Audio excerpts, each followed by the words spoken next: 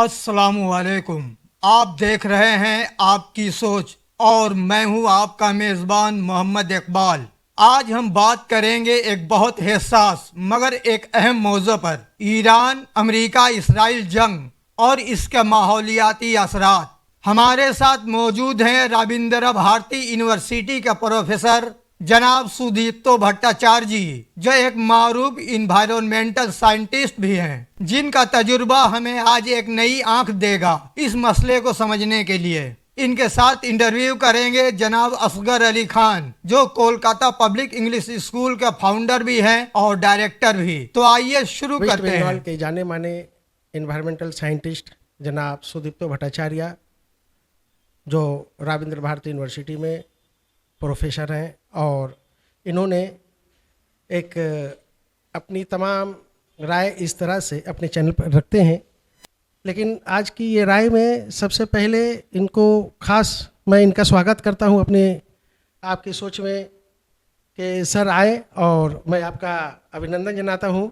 Sir, Iran और America और Israel के माबीन जो जंग चल रही है, इस जंग के असरात हमारे मुल्क पर क्या पड़ने वाला है और पूरी दुनिया पर क्या होने वाला है, इसी के सिलसिले से मैं आज डॉक्टर सुदीप्तो भट्टाचार्य से बात करूंगा। मैं सर सबसे पहले आपसे ये पूछूंगा कि जो ये इसराइल अमेरिका वर्सेस ईरान जो जंगें चल रही हैं, और इस जंग के चलने के ऐसा लगता था कि 3 से 4 दिन में इसके डिसाइड हो जाएंगे, लेकिन 3-4 दिन नहीं बल्कि एक महीना से ज़्यादा का समय ले चुका है ये जंग। और ऐसा लगता है कि तेल पर, गैस पर और पूरे इकोनॉमिक्स पर इसके असर पड़ रहे हैं पूरी दुनिया में, और साथ ही साथ देखा जा रहा है कि हिंदुस्तान पर भी, हमारे मुल्क पर भी इसका असर पड़ रहा है। इसके असरात कितने दूर तक जा सकते हैं, सर से गुजारिश है कि आप बतलाएं। প্রথমেই আপনাকে কয়েকটা পরিসংখ্যান দেব। পরিসংখ্যান that means the statistical data.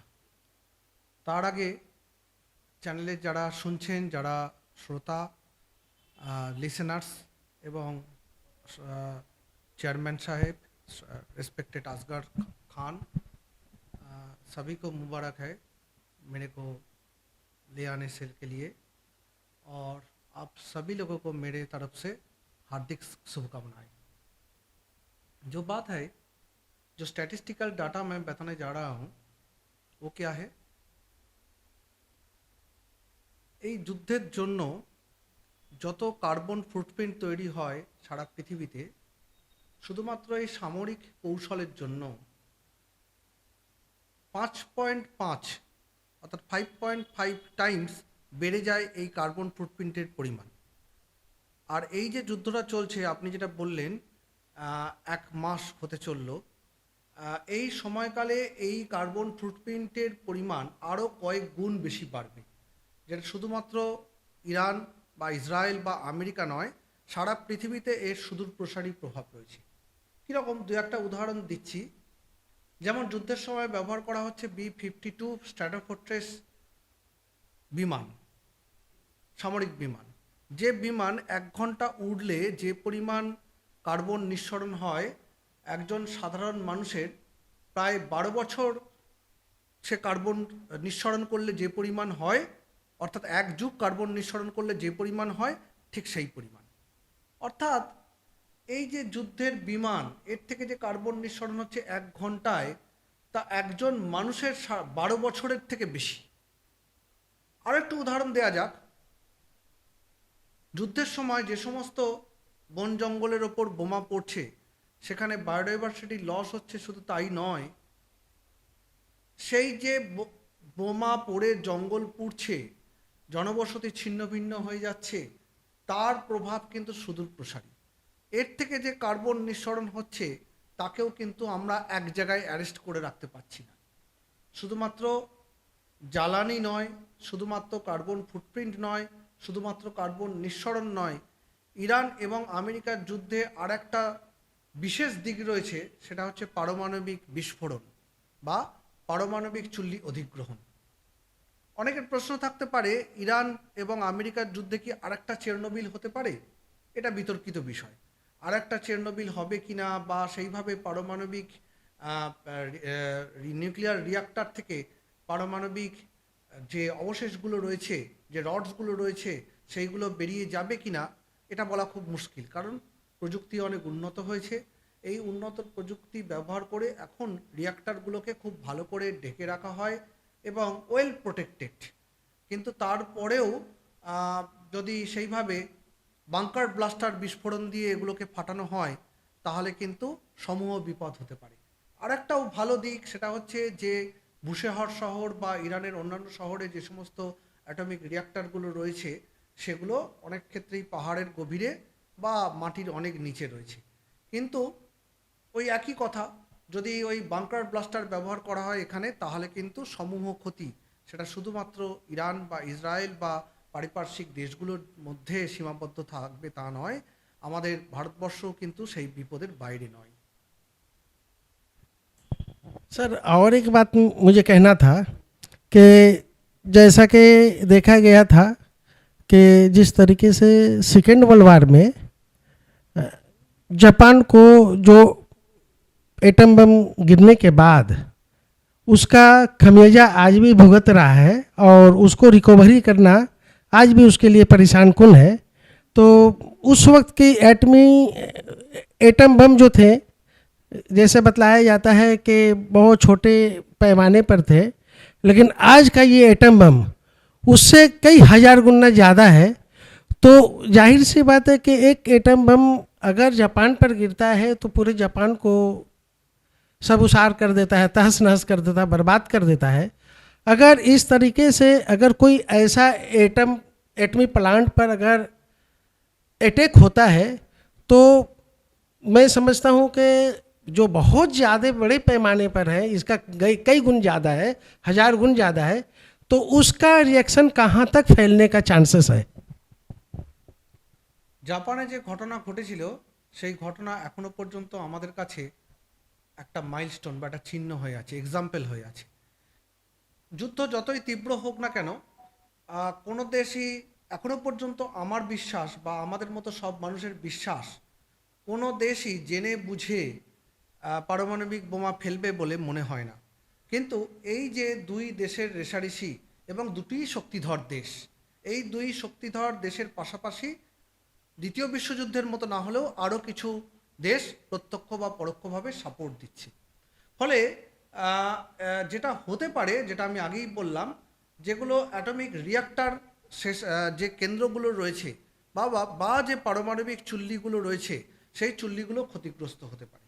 এই চুল্লিগুলো ক্ষতিগ্রস্ত হলে আয়োডিন -131, সিজিয়াম -137 মতো তীব্র পারমাণবিক বস্তু সারা পরিবেশে ছড়িয়ে পড়তে পারে এবং এর ক্ষতি আমরা জাপানে দেখেছি, সেটা রিকভার করতে দীর্ঘ বছর লেগে গেছিল। চেরনোবিল আমাদের কাছে এখনও জ্বলন্ত একটা উদাহরণ। এই বিষাক্ত তেজস্ক্রিয় দূষণ ছড়িয়ে পড়তে কিন্তু বেশি সময় লাগবে না এবং ইরানের বুকেও আরেকটি চেরনোবিল হতে বেশি সময় কিন্তু লাগবে না। এবং শুধুমাত্র ইরানবাসী দীর্ঘ কয়েক দশক ধরে যে ভুগবেন এই তেজস্ক্রিয় দূষণের দরুন তাই নয়, এই দূষণ কিন্তু পারিপার্শ্বিক দেশসহ এশিয়া মহাদেশ তথা সারা ভারতবর্ষেও ছড়িয়ে পড়তে সময় লাগবে না। ব্যাপারটা কীরকম একটু উদাহরণ দিয়ে বলি। হ্যাঁ, ছোট্ট এক্সাম্পল দেওয়া যাক একটা, তারপরে আমি পারমাণবিক দূষণের কথায় আসব। এই যে জ্বালানি সংকট, তেল, এর আগে আমরা 1991 সালে কুয়েতে যে যুদ্ধ হয়েছিল, উপমহাসাগরীয় যে যুদ্ধ হয়েছিল, সে সময় আমরা দেখেছি বিস্ফোরণে তেলের খনি জ্বলে গেছিল এবং টানা কয়েক মাস ধরে সেই তেলের খনি জ্বলেছিল। তার জন্য যে দূষণ, যে পরিমাণ কার্বন বাতাসে মিশেছিল সেটা কিন্তু কোনো একটা দেশের মধ্যে সীমাবদ্ধ থাকেনি। এই পলিউশনটা ট্রান্সবাউন্ডারি। ঠিক তেমনি তেলের খনি দখল করা, গ্যালন গ্যালন তেল সমুদ্রে ভাসিয়ে দেয়া, অপরিশোধিত তেল ফেলে দেয়া এবং তেলের বা গ্যাসের দখলদারি, তার জন্য যে ক্ষতি হচ্ছে তার দ্বারা সামুদ্রিক দূষণ কিন্তু মারাত্মক। এই তেল ভাসতে ভাসতে লোহিত সাগর, আরব সাগর হয়ে সাগর, মহাসাগর হয়ে বিভিন্ন স্থলভাগের কাছাকাছি এসে পৌঁছাচ্ছে।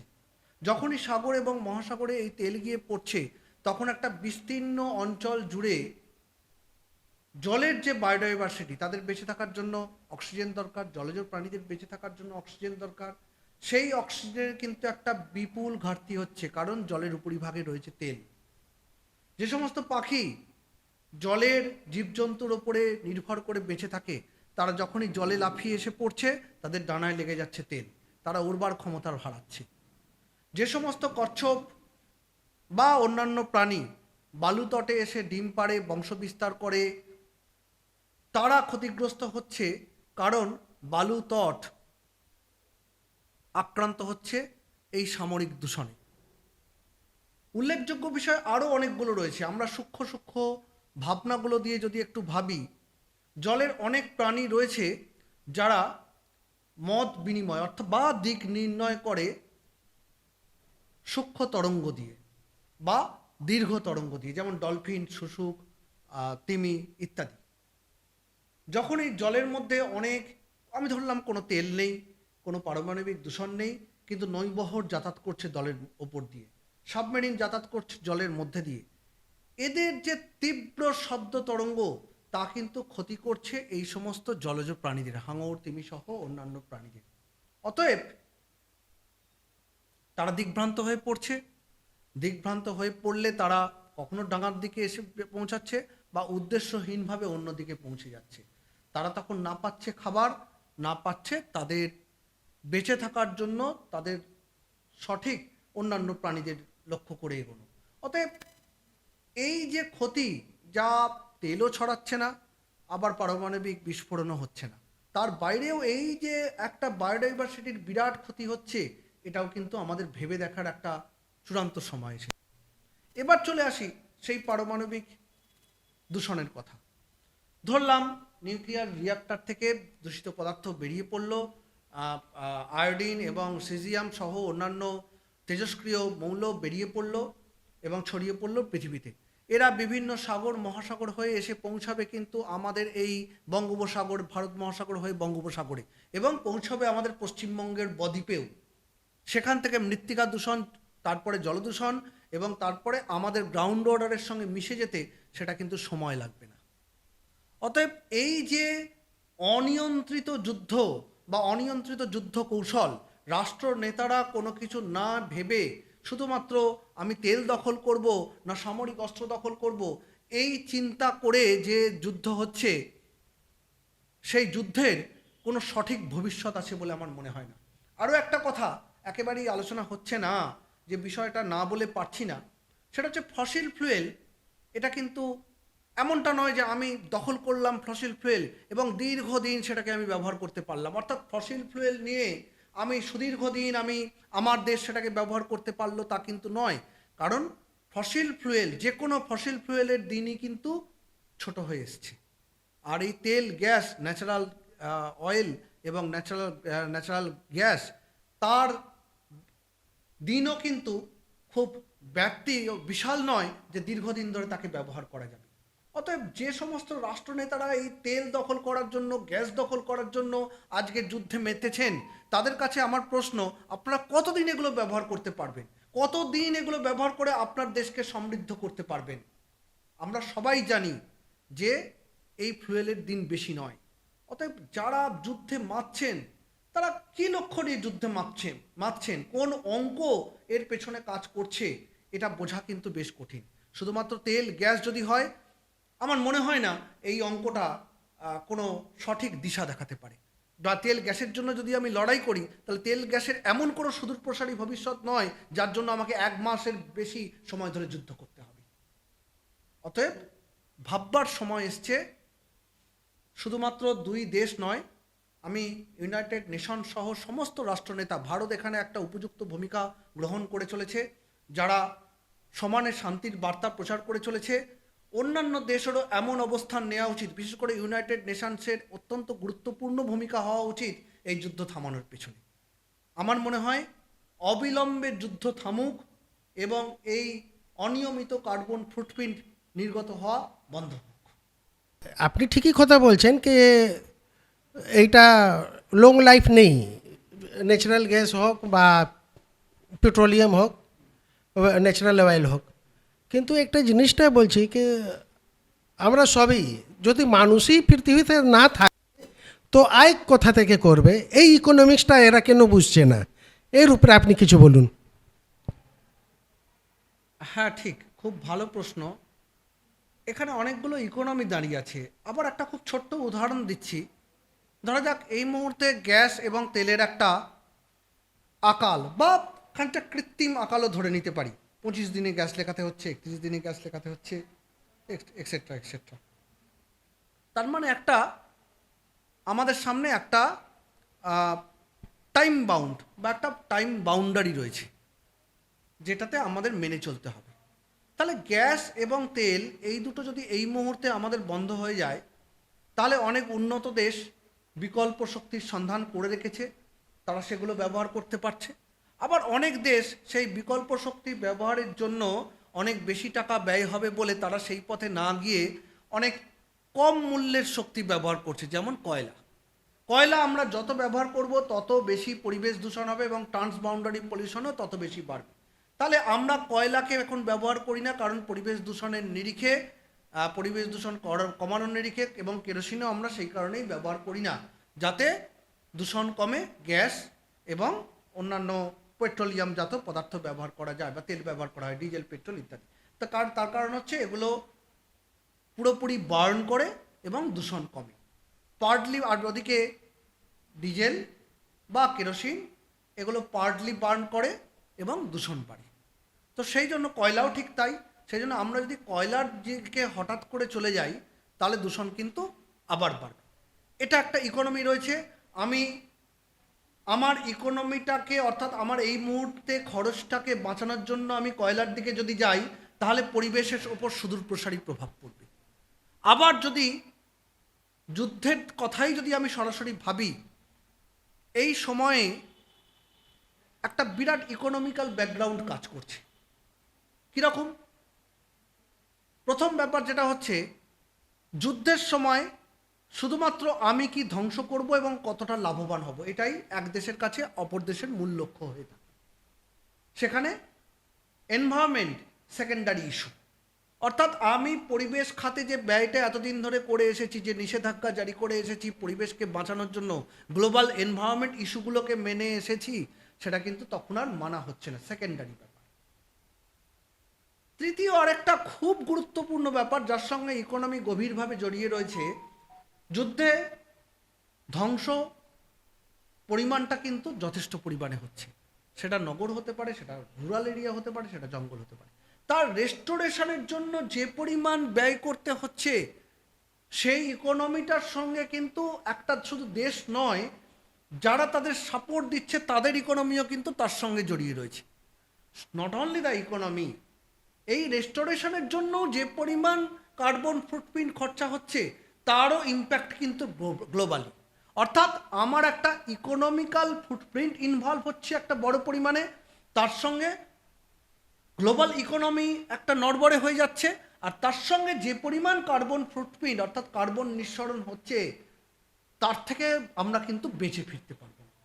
অর্থাৎ এই যে সাঁড়াশি চাপ, একদিকে ইকোনমি, একদিকে পরিবেশ, এই সাঁড়াশি চাপ থেকে বেরিয়ে আসতে গেলে যে অঙ্কটা এক্ষুনি খুব সরলভাবে কষা দরকার, সেটা হচ্ছে যুদ্ধবন্ধ। স্যার একটা লাস্ট কোশ্চেন, এটা হচ্ছে কি একটা ইউএনও যে কাজ রয়েছে কে একটা মেডিয়েটার হিসাবে পুরো পৃথিবীতে পুরো যত আমাদের ওয়ার্ল্ড ওয়াইড ওরা একটা ডিসিশন নেয়, একটা ডিসিশন মেকার হচ্ছে, কার ভুল হচ্ছে কি না একটা জাস্টিস ওরা করে।